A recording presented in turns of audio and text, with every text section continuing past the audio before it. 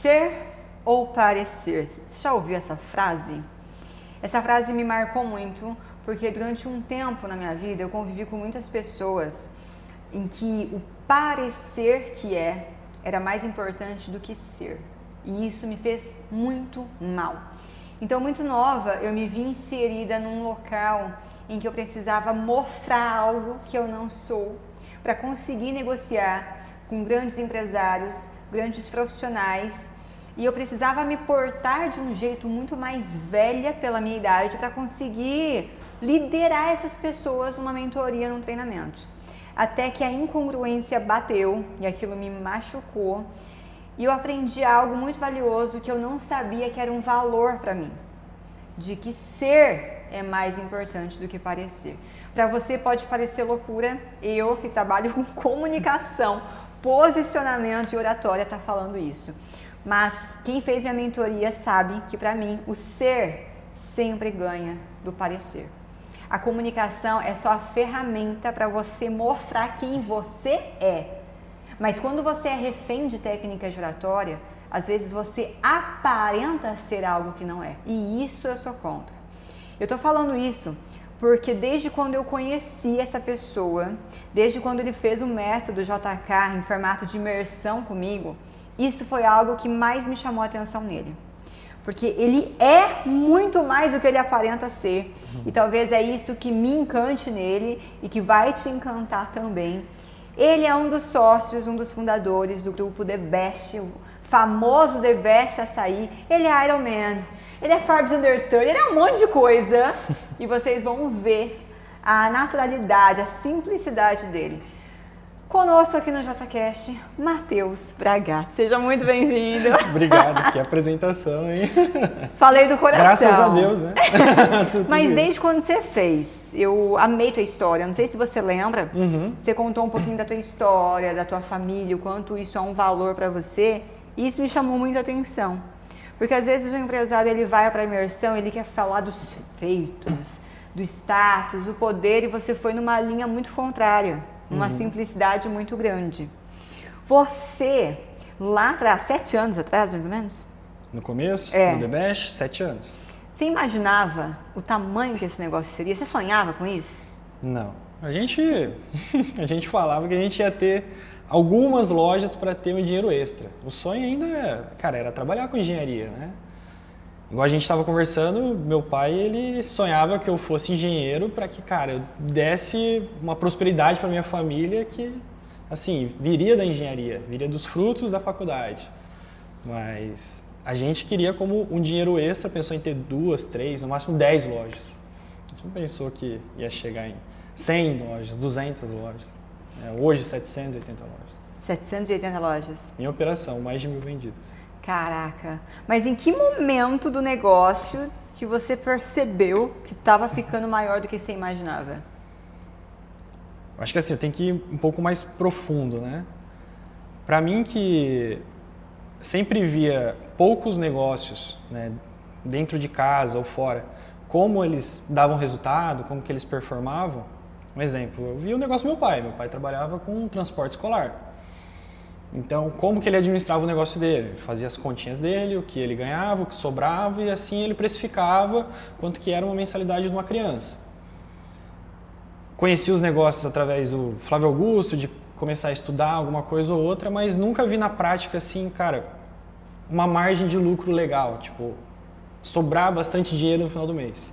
Então, assim, sendo simples e direto, quando a gente viu sobrar dinheiro, né, que o modelo de negócio bateu com o que a gente colocou na planilha, ele falou, putz, isso daqui realmente funciona, não é um negócio só teórico. Quando a gente saiu, né, do que a gente falava, que é a continha no papel de pão, de fazer o quanto vai vender, quantos clientes vai precisar, de quanto que a gente vai gastar em produto. E depois que sobrou, a gente falou, caramba, funciona, realmente bateu a nossa tese. A gente falou, caramba, acho que existe um negócio aqui. Aí depois foi outros passos que a gente foi descobrindo como escalar, né? Porque uma coisa é você ter um negócio que funciona, outra coisa é você replicar esse negócio que funciona. E foi depois de quanto tempo que você começou a ver, não, esse negócio dá retorno, é um bom negócio? Assim, acho que no nosso nosso primeiro ano a gente sofreu muito porque a gente realmente esperava ter esse lucro, né? Esperava ter esse resultado. E a gente, cara, basicamente sobrevivia. Então, assim, eu vou contar em fases, tá?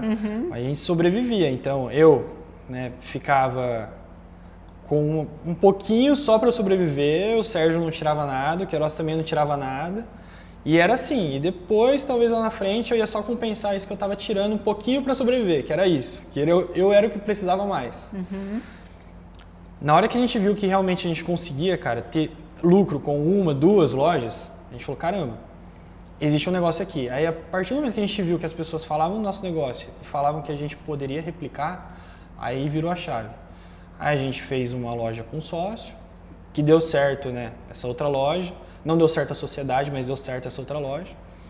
E um outro momento foi quando a gente viu a escala através de franquear, né, que a gente escalou através de uma outra pessoa que a gente não conhecia, mas a gente montou um modelo de negócio para que a gente pudesse replicar e ganhar dinheiro junto. Nesse momento a gente refletiu sobre, a gente falou, caramba, se a gente abrir uma loja, vou dar um exemplo fictício, a gente pode tirar 10 mil com ela por mês. Mas se a gente franquear essa loja, talvez a gente ganhe só 2 mil reais com ela por mês. Porque é o modelo de negócio através do franchise. Mas em contrapartida, a gente pode abrir talvez mais 4, 5 lojas ao mesmo tempo. Aí a gente só vai ter o trabalho de cuidar de todas, de gerenciar e administrar todos os franqueados. Beleza, vamos por esse caminho? Vamos. Por quê? Porque, cara, a gente quer ser rápido, porque esse negócio parece muito bom e a hora que alguém vê que é muito bom, vão começar a copiar a rodo.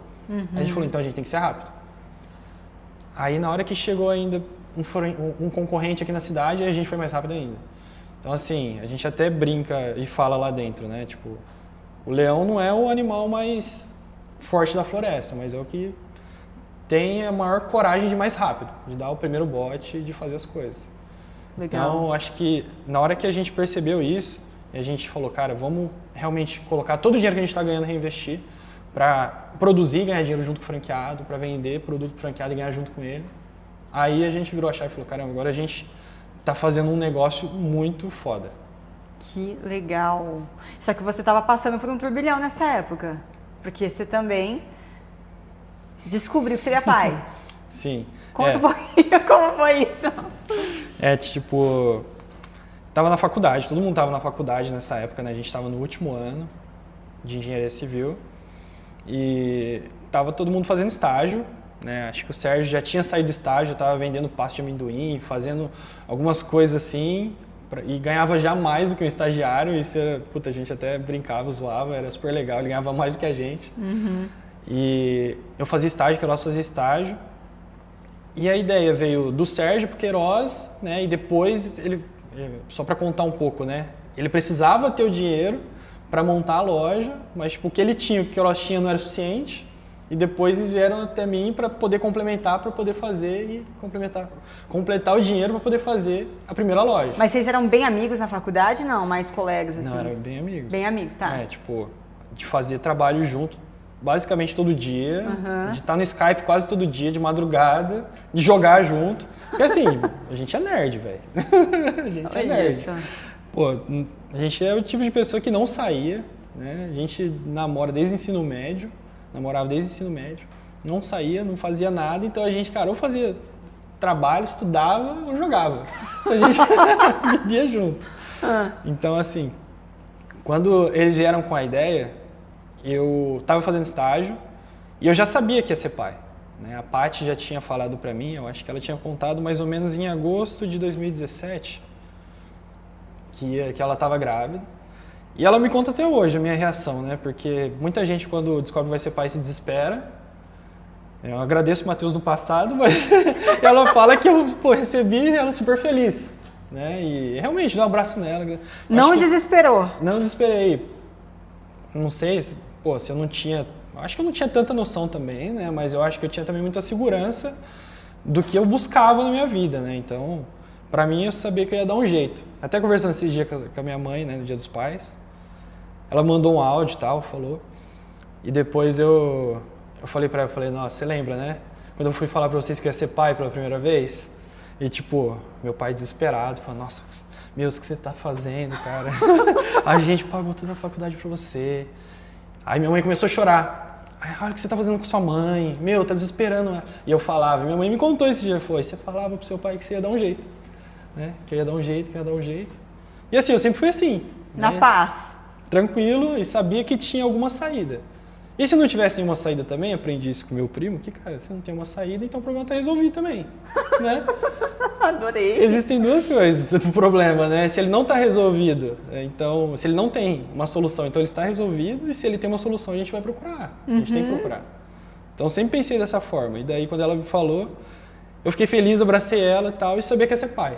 Então, eu falei, caramba, agora eu tenho uma missão que eu tenho que arrumar algum plano B, porque eu sei que só de estagiário as coisas não vão dar certo, e eu tenho uma pequena chance de ser efetivado na engenharia para talvez depois de 2 anos virar um engenheiro, porque eu acho que você sabe por conta do seu irmão que quando a gente se forma, a gente vira talvez um auxiliar de engenharia, enfim, e não começa ganhando como engenheiro, né? Sim. Então eu sabia que seria mais ou menos assim que aconteceria, e eu falei, caramba, então tem que ter um plano B, que eu faça alguma coisa em paralelo e vou atrás. E daí foi nessa época que o Sérgio falou, foi uns meses depois que a Paty me contou e o Sérgio me falou. Aí eu peguei e fiz minhas continhas. Lembro que eu vim aqui pro estágio, né, que eu morava, o estágio também era aqui nessa rua, né, que eu falei pra você que eu morava. E daí eu vinha pro estágio, pegava a calculadora da caixa e falava, meu, essa conta que o Sérgio fez, meu, tá certa, velho. Pior que tá certa, tipo, e não é muito, sabe? Eu acho que tem que passar só isso de clientes mesmo. Aí eu peguei e mandei uma mensagem pra ele, falei, mano, tô dentro. Ele falou, mas como que você vai fazer? Falei, não sei. Mas eu tô Vou dar um dentro. jeito. Vou dar um jeito. Eu lembro que eu tinha um cartão de crédito e tinha o meu amigo que morava comigo, né, o Thiago. E daí eu peguei e falei, mano, eu tenho meu cartão de crédito. Aqui tem quase R$2.000 de crédito. E a outra parte eu consigo, porque eu precisava complementar só mais uns 2, 3 mil para estar igual com eles. E daí eu comecei comprando, fiz a primeira compra de tudo, o primeiro freezer. Porque o Sérgio, às vezes, ele joga também na coragem para ver se... Porque, assim, ele é corajoso, igual a gente, né? Mas, às vezes, a gente precisa dar uns pontapés junto. Então, para ele influenciar o Queiroz, ele falou, Bragato, compra aí o freezer já. Aí eu comprei. Aí ele mandou pro Queiroz, mano, tá lançado o boné. O Bragato já comprou o freezer. Pega o ponto. Porque era ele o responsável de pegar o ponto. Só ele tinha um fiador, só ele tinha, né... Essa base para poder pegar o ponto comercial nosso, a gente não tinha nada. Enfim, e daí nesse tempo eu falei, caramba, eu não posso falar para ninguém que eu estou fazendo esse negócio. Eu tenho que ir fazendo. Sim. Então eu tinha que fazer estágio, eu tinha que depois ir para a loja, eu tinha que fazer meu TCC, porque nessa época a gente não tinha ainda se formado. Então eu lembro até hoje, eu acordava, cara, é igual hoje, né? Mas pra mim naquela época era meio absurdo. Eu acordava tipo 4h30, 5 horas da manhã, fazia meu TCC. Meu TCC, às vezes eu tinha que falar com umas pessoas dos Estados Unidos e eu ficava lá me matando para escrever em inglês, que era difícil, né? Hoje mais fácil, mas era difícil. E fazia meu TCC nesse pouco tempo que eu tinha antes do estágio, ia pro estágio, depois do estágio eu ia abrir a loja. Aí fiquei meses assim. Né, até entregar o TCC e tudo. Mas seus pais ainda não sabiam?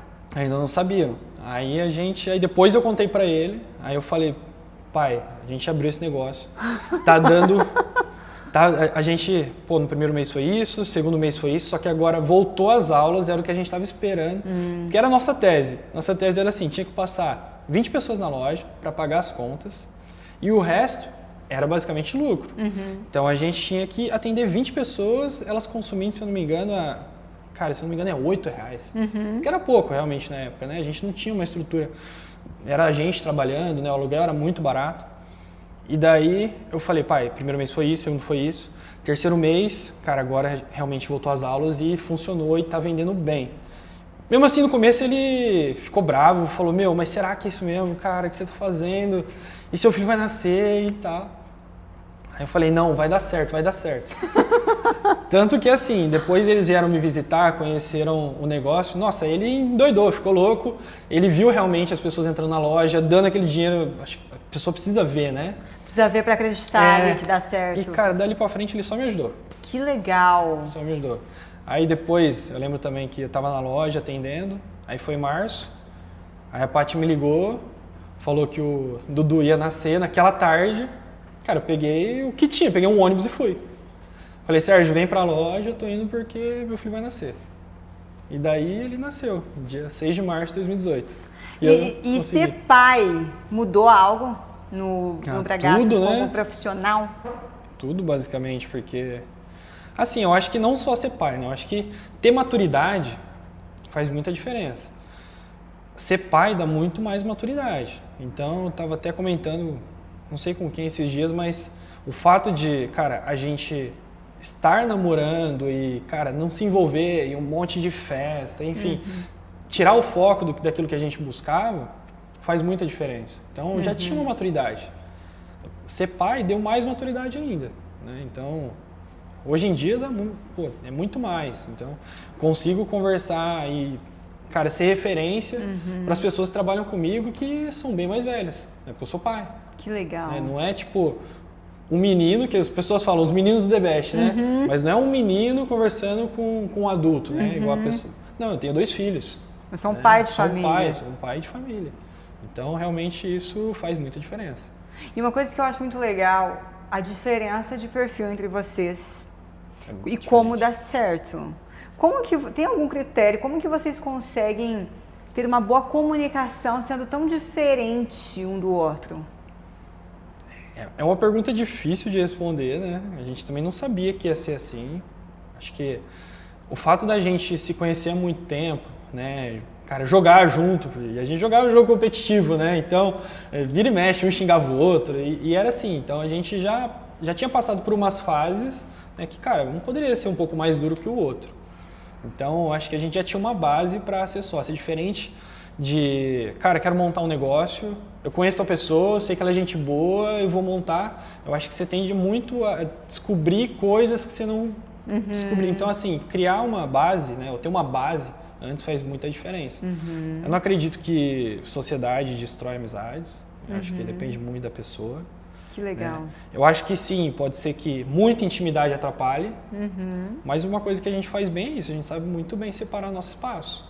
Que legal. Né? Então, assim, da mesma forma que a gente é sócio, amigo, né, e são meus padrinhos de casamento, então a gente consegue se dar bem mesmo, cara, às vezes quebrando pau, né? Às vezes acontece, mas a gente consegue pensar, depois conversar e continuar se dando bem. Então, cara, eu acho que conhecer bem a pessoa, conhecer bem as pessoas faz muita diferença. Mas eu tomaria um pouco de cuidado com a intimidade em excesso. Eu acho que isso atrapalha. Caraca. E o que seria uma intimidade em excesso? Cara, eu acho que a gente tem que respeitar o espaço do outro, né? Então, se as pessoas, só se veem todos os dias, eu acho que cada um tem que ter pelo menos seu espaço um dia, sabe? Que tipo, pô, eu não quero conversar com você hoje, eu quero realmente ter meu fim de semana, né? Se for, vamos falar de problema, mas que seja, cara, falar do problema. E, cara, não, sei lá, eu acho que tentar não entrar muito realmente na intimidade, pô, realmente estar muito na casa um do outro, sabe? De estar muito, cara, próximo falando de coisas aleatórias. Eu acho que no trabalho tem que ser coisas realmente profissionais, é lógico que em momentos a gente vai descontrair e tudo mais, mas existem momentos, né? Sim. Porque se a gente começa a confundir, eu acho que é aí que está o erro. Imagina se eu fizesse churrasco todo final de semana com os meus sócios. Gente, 7 dias da semana, o dia inteiro juntos, é complicado. Então, Ia misturar. Ia misturar e ia começar a falar muito, né? É lógico, no triatlon a gente deu uma misturada nisso, né? Porque a gente começou a fazer triatlon, a gente começou a trocar muita ideia de triatlon no trabalho, porque interfere. E a gente sabia, a gente falou, caramba, o triatlon interferiu bastante. Não o triatlon, né? Digo Ironman, né? A trajetória do Ironman, porque hoje o Queiroz treina triatlon, o Sérgio também faz o dele, mas não troca muita ideia mais sobre isso. Mas a gente já passou várias horas assim, trocando ideia disso. A gente poderia estar falando de trabalho no trabalho. Mas foi muito legal, porque vocês 3 sócios unidos, dá pra ver... Foi uma ver. repercussão positiva, foi legal pra caramba. E de repente os 3 Ironman, eu quero ouvir a tua versão. Eu já escutei a versão do Queiroz em relação ao Ironman, eu quero escutar a tua versão. Como que foi isso? Como que do nada vocês decidiram ir para Ironman? É tipo a versão da história mesmo, né? Isso. Depois eu conto o que eu penso sobre isso, né? Mas A história é o seguinte, pô, Queiroz realmente não fazia nada. Tá, confirma, A é isso ponto que de, ele tipo, disse. ele, qualquer coisa que a gente falava de esporte, ele, cara, torcia o bico e falava, não sei o que, o negócio dele era jogar virtual, sempre foi.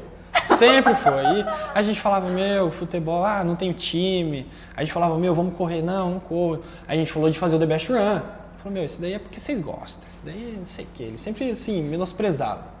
Odeio correr. Falava.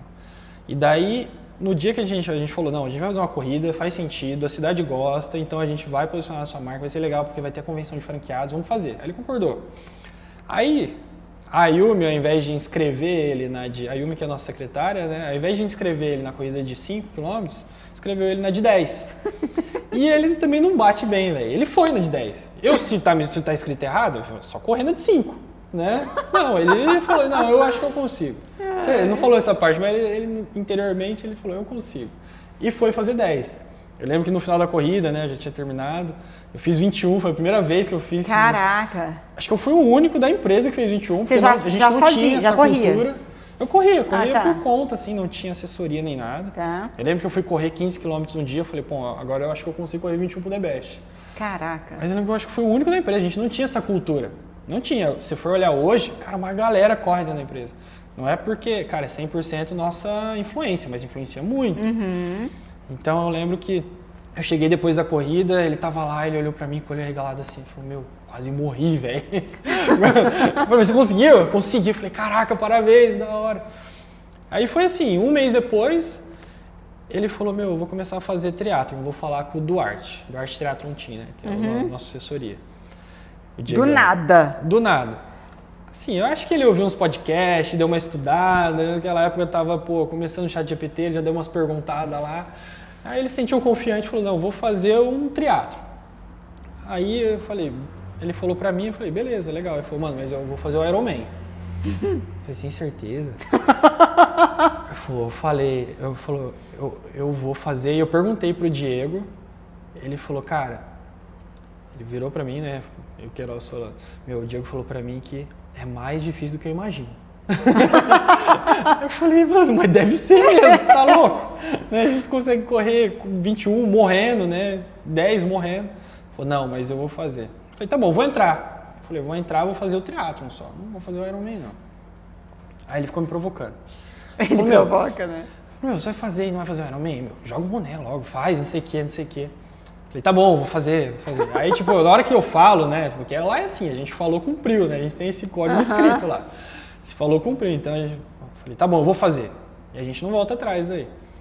Aí o Sérgio ficou, tipo, esse cara vai fazer triatlon, beleza, nem tava treinando nada, né? A gente ficava conversando, trocando ideia, e ele meio ausente disso, né? Aí ele falou, meu, deixa eu conversar com o Diego também, acho que deu uma vontade nele.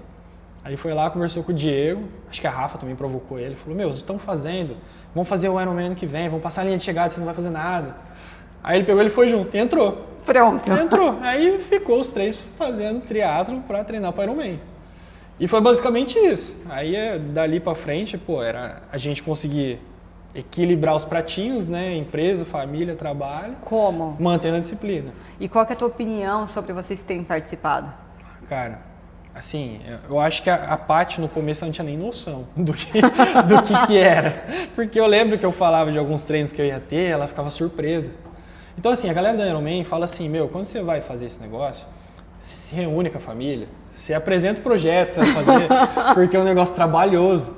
Você vai lá, você vai perder muito tempo, você vai perder, cara, horas que você poderia estar trabalhando. Você vai perder dias de festa que você poderia estar, você não vai estar. Você tem que dormir todo dia cedo. Então, assim, de 3 coisas a galera falava, ou você abre mão da família, do trabalho ou do sono. Então, assim, eu que tenho filho, meu, não tinha como abrir mão da família. A Paty, não tem como. O trabalho, meu, não tem como. Então eu abri a mão do sono. Então era isso. Cara, passei o ano inteiro dormindo 5 horas no máximo, no máximo. E a imunidade não caía? Caía algumas vezes sim. Mas o triatlon faz um negócio tão louco o corpo que, meu, você fica realmente muito resistente. Caramba! Realmente. Assim, aquele negócio do corpo ser antifrágil, que quanto mais você bate, melhor ele fica, faz todo sentido. Isso é verdade. Aquele negócio da gente, tipo, não vou vou treinar hoje, tô me sentindo cansado. Você não fica melhor.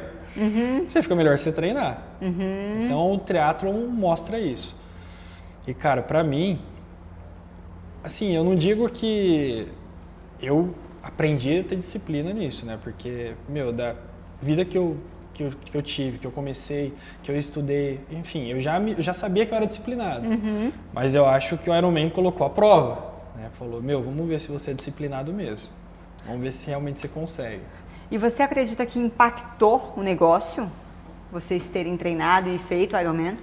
Sim, eu acho que para os dois lados, né?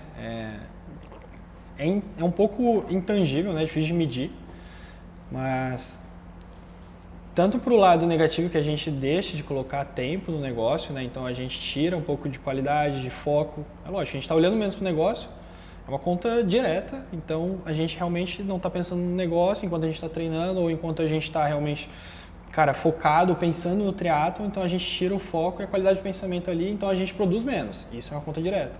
Só que por outro lado a gente causou, uma repercussão interna muito legal. Uma competição interna muito legal, do time que torcer pro Queiroz, do time que torcer pro Sérgio, do time que torcer pra mim. No dia do Iron, a galera torceu junto.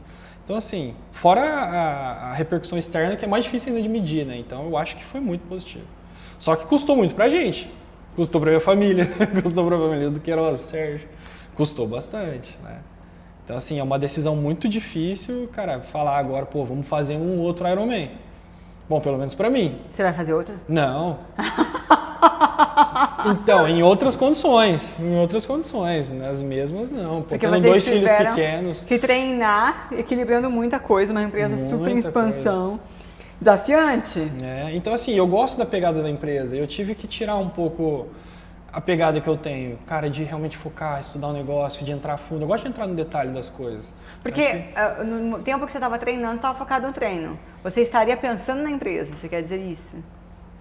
Imagina que, cara, também é a energia que sobra durante o dia. Imagina o tempo que eu estou treinando também, eu tenho que estar focado no treino. Se eu fico pensando também muito em trabalho no treino, cara, você às vezes você se desfoca, você perde, você tropeça, enfim. Então, dá para pensar junto enquanto você está treinando, mas imagina, se eu tivesse em casa, por exemplo, né, estudando meu negócio, ou se eu estivesse no trabalho ali, fazendo reuniões, estaria produzindo mais. Então, era muito difícil, por exemplo, a gente chegar mais cedo no escritório.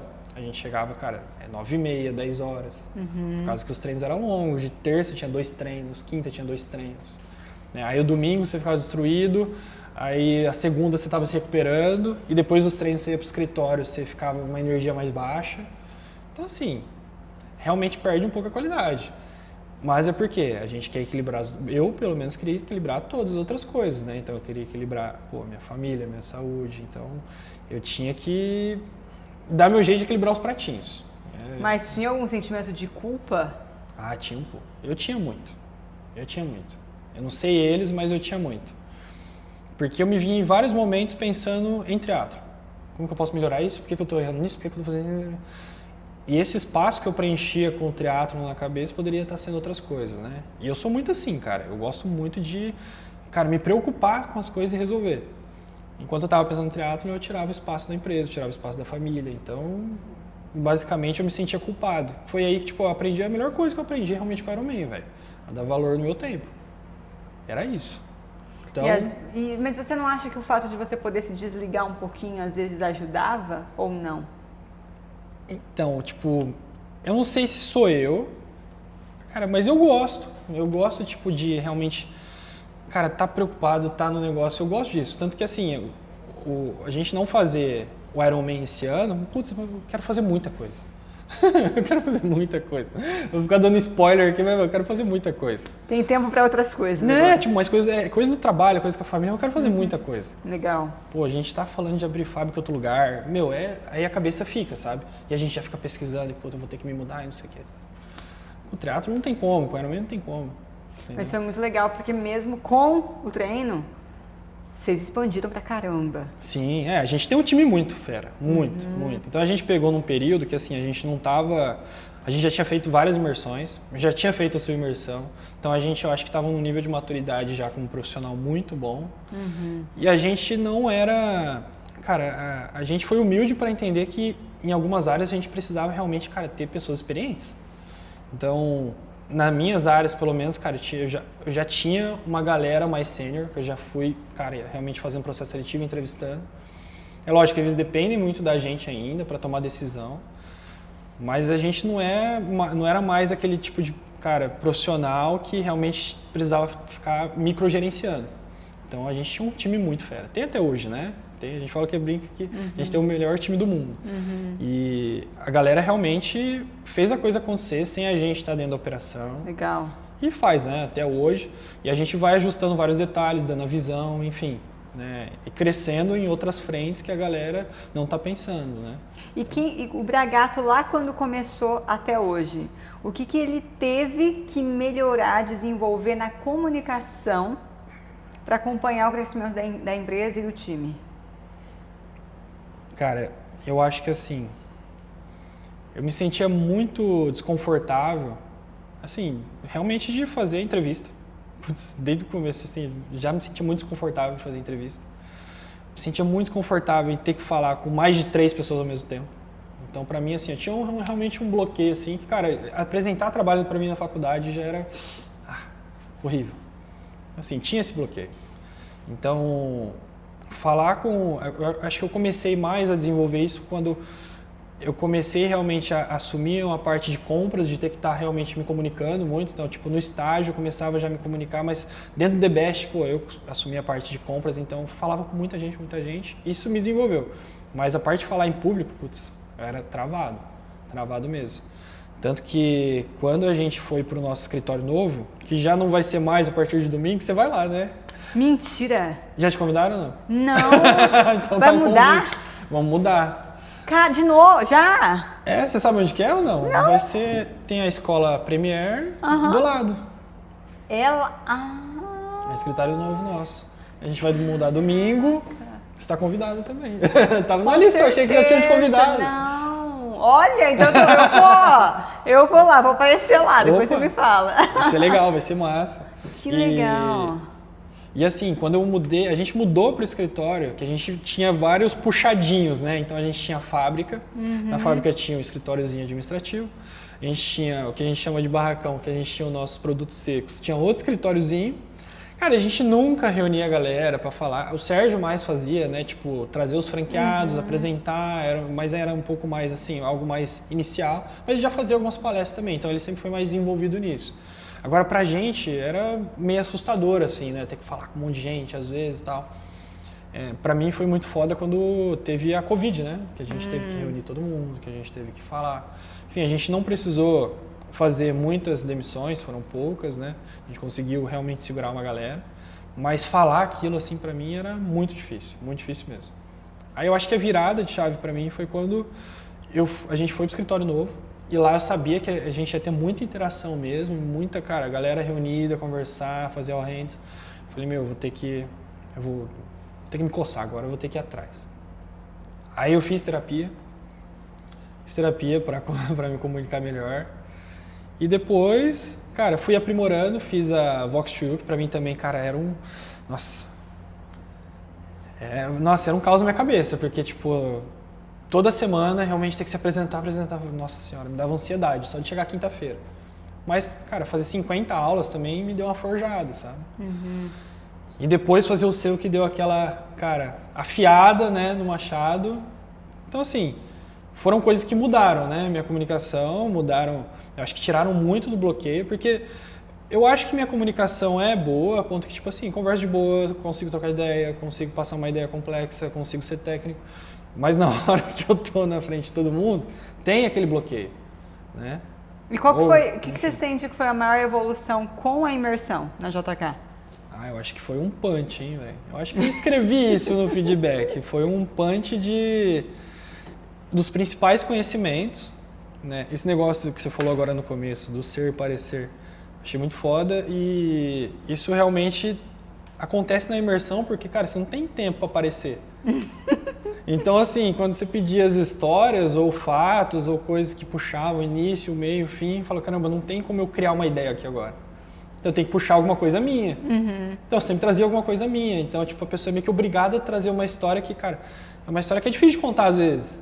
É uma história que às vezes você vai se emocionar, uma história que às vezes é forte. Mas eu não tinha tempo, eu preferia contar elas do que pô, me enrolar contando uma coisa que tá só na minha cabeça, sabe? É só ser real e falar a verdade. É isso. É mais simples, é ter a coragem de ser. Então, tipo, eu aprendi que, cara, e eu lembro que você deu esse feedback, e falou, caramba, meu, você foi verdadeiro. A partir desse momento, eu comecei a usar mais essa ferramenta, sabe? Então, tipo, a gente viver, né, e ser isso, né, no dia a dia e ser verdadeiro com as pessoas é mais fácil, né? É mais fácil. Aí para se comunicar fica mais fácil, para liderar fica mais fácil. Você não precisa, cara, transparecer outra coisa. As pessoas ficam muito preocupadas em querer causar uma impressão, sendo que isso gasta energia, é forçado, sendo que é só ser natural. Pronto. Eis o segredo de uma comunicação de excelência. Exatamente. E ser forçado é feio. Assim, feio. Eu achava, depois que eu comecei a olhar, né, falar, caramba, algumas gravações que a gente fazia, falei, meu, eu tô forçando, não é assim.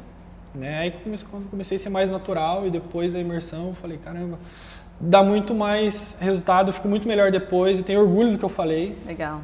E você se enxerga conecta, né? naquilo, isso. Se enxerga, se conecta. Vamos ver seu antes e depois? Vamos? Você vai mostrar? Aí é surpresa, hein? A camisa do The Best. Prendendo as mãos, travado, olha ali. Verdade. A perna desconfortável, as mãos presas, só olha para um lado ou para a câmera. Tá inconsciente assim, ó. Passinhos. Olha a diferença agora com o microfone. Verdade. Olhando melhor, gesticulando melhor. Essa também é uma parte solta. difícil. Lembrar dos gestos é difícil. Caminhando bem, não tá mais com passinhos, olhando para todos os lados o tempo todo. Legal, hein? Obrigado. Nem lembrava, né? Faz tanto tempo. Não lembrava, né? E eu queria, assim, pra gente caminhando pro final, na verdade, que você falasse um pouquinho, porque você não...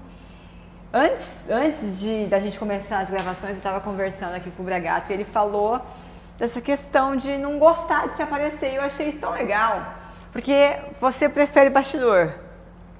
Sim, é que assim, eu gosto muito de fazer as coisas. E o mostrar, eu não sinto a mesma satisfação em fazer. Eu gosto de mostrar também, eu acho legal. Mas esse negócio de fazer a gestão de tempo, eu ainda não sou o cara que, vi ainda talvez necessidade de ter uma social media para fazer as coisas, para pegar o que eu estou fazendo, para colocar e para mostrar. Então, eu acabo parecendo menos porque eu gosto muito de fazer. Eu gosto muito de estar realmente no campo de batalha, de estar lá fazendo, atuando, olhando as coisas. E às vezes eu passo, dias assim, sem postar porque eu esqueço. E aí depois eu me sinto mal, falo, caramba, eu devia ter feito meu trabalho de casa, pelo menos de postar alguma coisa. Porque eu sei que influencia, é um trabalho, né? Isso ajuda, a galera, gosta de ver. Então eu sinto também essa obrigação de fazer, mas eu acho que na maior parte do tempo eu fico me cobrando para fazer isso do que fazer naturalmente, sabe? O trabalho que eu tenho mais de gerenciar e ser pai, eu acho que tudo isso é muito mais natural do que eu querer aparecer e mostrar, entendeu? É isso que talvez eu falei, eu queria mudar isso um pouco. Queria talvez ter essa vontade genuína de querer aparecer. Mas não tenho muito. Não é teu. Caramba, não tem. E não tem problema. Não tem problema. A questão é assim, o que é errado, tá? Tudo que as pessoas falam tem que fazer, a gente tem que tomar cuidado. Tem que postar. Tem que aparecer. Será? Será, né? Será? É assim. Eu acredito que tem perfis que têm mais facilidade, tem outros que não é tanto dele aparecer. E tá tudo bem. A questão é, olhando para o negócio, hoje é interessante postar? Sim, beleza. Se não, não tem problema. E se sim, o que é interessante? Não é tudo. Eu sempre falo, o Instagram da Jennifer, olha, se é 5% da Jennifer é muito. Só que as pessoas têm como acompanham e eu estou ativamente lá, elas têm a impressão que aquilo que eu estou postando é 100% a Jennifer. Mas aquilo é uma fatiazinha da vida dela. Então, só que para mim dá resultado. E é algo que eu tenho facilidade. Mas quem não tem tanto, não tem que postar todo dia. Pode ser que caminhe para isso, mas tem que ser leve. Sim.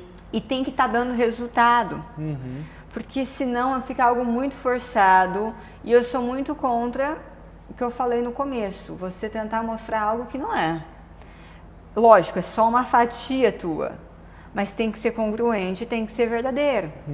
Eu já vi corretores de imóveis alugando carro, pegando carro de amigo importado, para fazer fotos e vídeos nas redes sociais e postar e falar que vende alto padrão.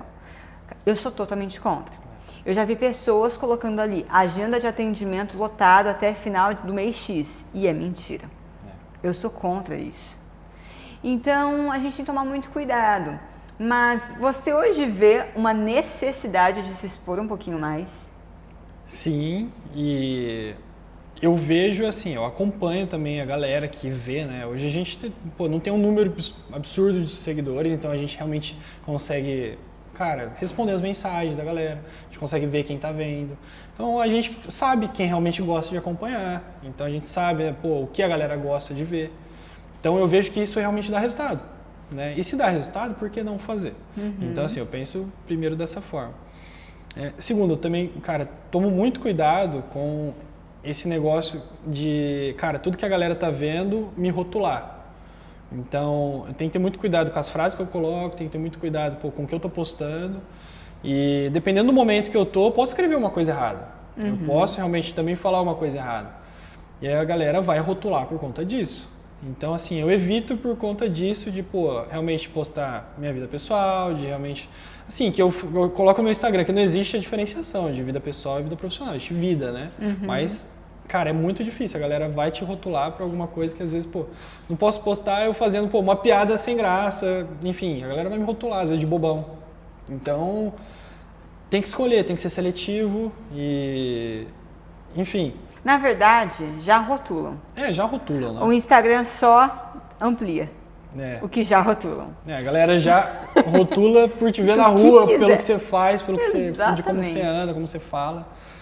Mas assim, eu também não acho muito certo essa questão da galera realmente, cara, forjar a autoimagem assim, a ponto de, cara, não ser ela. Não me eu fico pensando o que se passa realmente na cabeça da pessoa que realmente, cara, se preocupa em cada detalhe daquilo que realmente ela tem que usar, do que... Eu acho que assim, cara, eu trabalho muito no princípio de Pareto, 80-20, né? Então, eu vou buscar 80% dos meus resultados porque eu sei que os outros 20% vai me exigir muito esforço.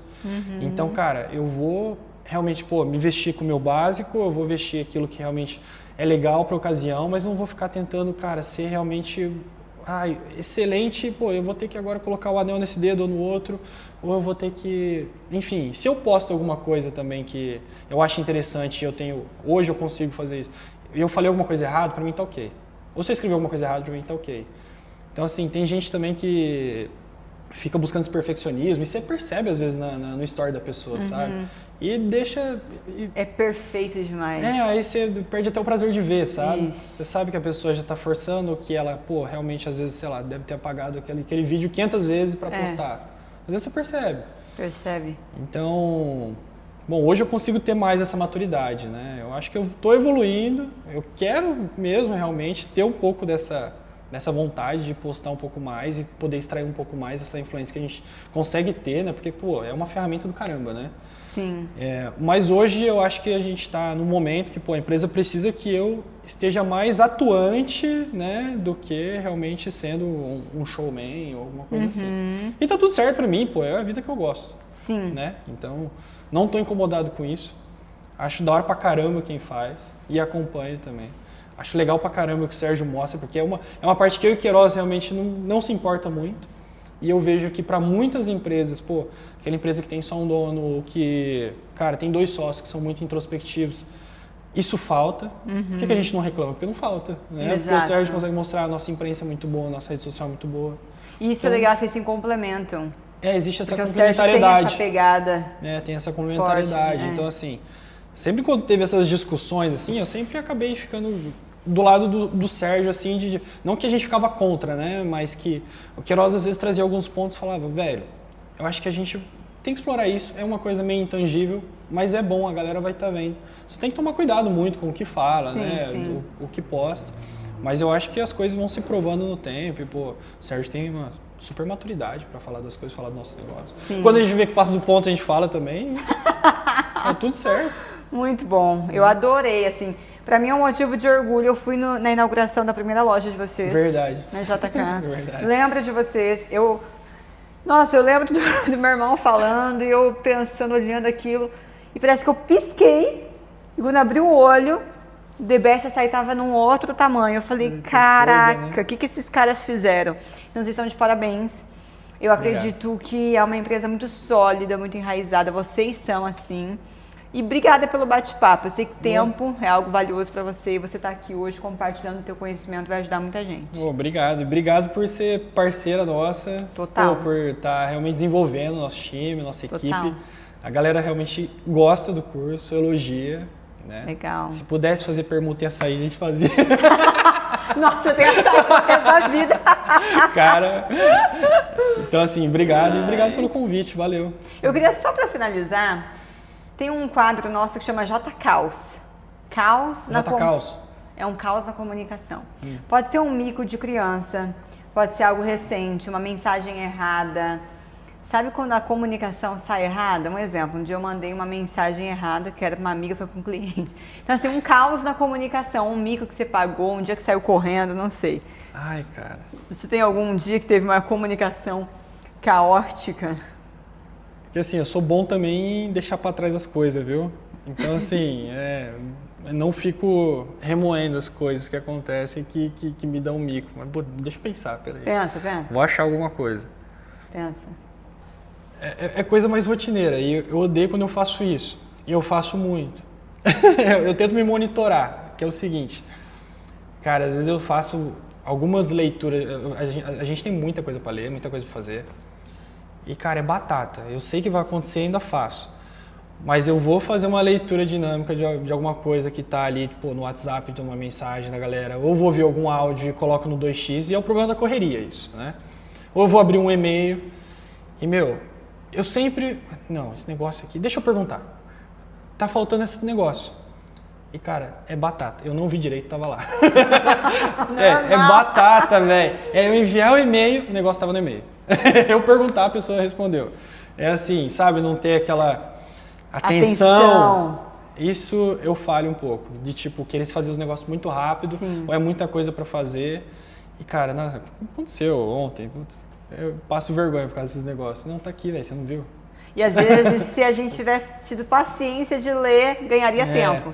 Exatamente. Não teria esse trabalho. Acho que assim, é o mal de hoje, né? Cara, não é o negócio mais engraçado, mas, pô, esse daí me atrapalha muito, porque eu fico mal depois. Puta, parecendo um idiota. Não, quantas vezes eu coloco no 2x, daqui a pouco eu tenho que escutar de novo, aí de novo. Deixa eu escutar no 1 direito. Exatamente. E só perdi tempo pela ansiedade. Você deixa a pessoa te julgar mesmo, né? Exato. Isso é foda. Mas muito obrigada pela participação. Uma ótima... Obrigado. Quando você vai para Orlando? Eu vou agora dia 11. Ai, que legal, gente. Tá aí já. Você vai ficar quanto tempo? 10 dias. Aproveitem, aproveite muito. Obrigado. Dudu, Davi vão adorar. E domingo eu tô lá. Domingo eu tô lá na inauguração. Fui na inauguração da primeira loja, agora vou nessa mudança aí de sede. Verdade. Obrigada. Bom, agradeço. E, pessoal, esse foi mais um episódio do JCast. Riquíssimo, espero que vocês tenham gostado. Compartilhe com seus amigos que precisam, que vão se interessar, vão ficar curiosos com a história, porque The Best Açaí, cara, quem não conhece? Se não conhece, você precisa conhecer, pelo amor de Deus, né? Em que planeta você vive? Mas é muito legal trazer essa perspectiva e ver que por trás desse grande negócio tem um ser humano, como a gente. Que às vezes a gente fala, não, é muito extraordinário, é um ET, mas são seres humanos, só que com muita dedicação e disciplina, com muita humildade e muita vontade de fazer o negócio acontecer. Curte aqui se você gostou e até o próximo episódio.